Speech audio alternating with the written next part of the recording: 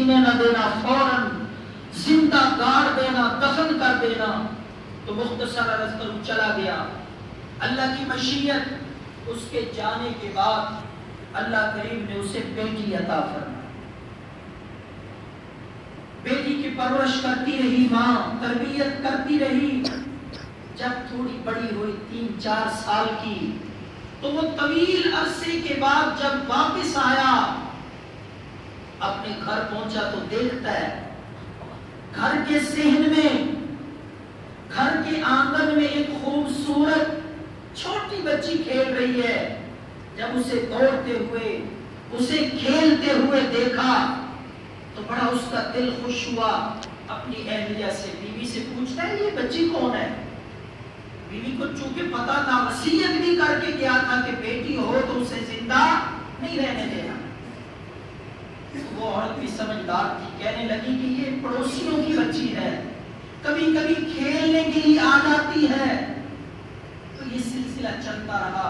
اسے وہ پڑوسیوں کے گھر چھوڑ آتی، کبھی کبھی وہ آ جاتی، کھیلتی اس آنگن میں، اس آدمی کے گھر میں، صحن میں کھیلتی۔ کچھ دن کے بعد وہ بڑا مانوس ہو گیا، آتی اسے پیار کرتا، اس کے ساتھ کھیلتا۔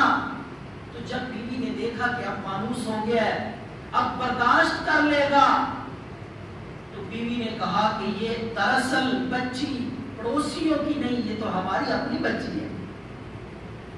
آپ کی نصیحت پہ، وصیت پہ میں نے عمل نہیں کیا، آپ کے جانے کے بعد یہ پیدا ہوئی تو میں اس کی پرورش کرتی رہی، اس کی تربیت کرتی رہی۔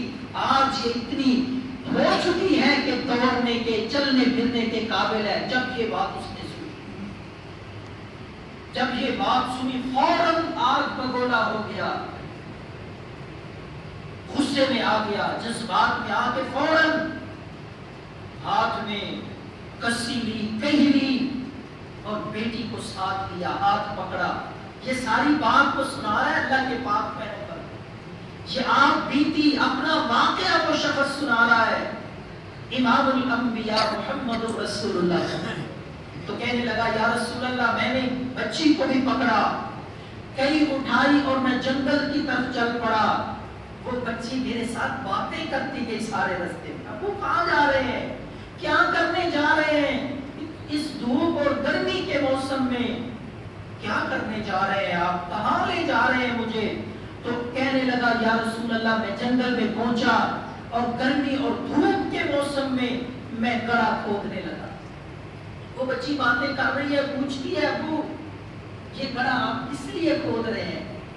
اور کہتا ہے یا رسول اللہ، جب میرے اوپر دھول اور مٹی پڑتی تو وہ اپنے کپڑے سے صاف کرتی تھی، مٹی ہٹاتی، مٹی صاف کرتی۔ تو بالآخر کہنے لگا اللہ کے پاک پیغمبر، جب گڑھا تیار ہو گیا، میں نے اس بچی کو اٹھایا اور زندہ اس گڑھے میں ڈال دیا۔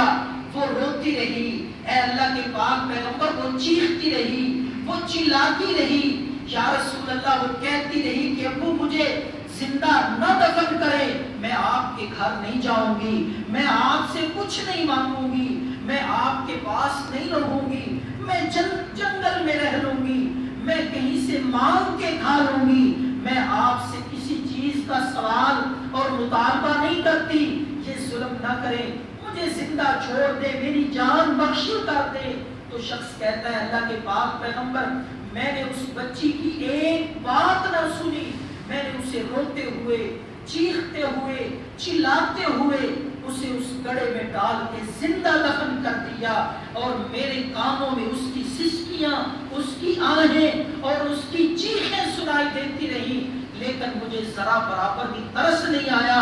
اے اللہ کے پاک پیغمبر، اب میں جب رات کو بھی سوتا ہوں تو وہ خواب میں بھی روتی ہوئی، چیختی ہوئی میرے سامنے آتی ہے، تو یہ گناہ مجھ سے ہوا۔ اللہ کے پاک پیغمبر نے فرمایا کہ الاسلام یہدم ما کان قبلہ، تجھے خبر نہیں، تجھے اس بات کا علم نہیں، ایمان لانا، اسلام لانا تو اتنا عظیم کام ہے۔ جب بندہ دائرہ اسلام میں داخل ہوتا ہے تو اللہ پاک اس کی زندگی کے پچھلے سارے گناہ معاف کر دیتا ہے۔ میرا رب تیری یہ خطا بھی معاف کر دے گا۔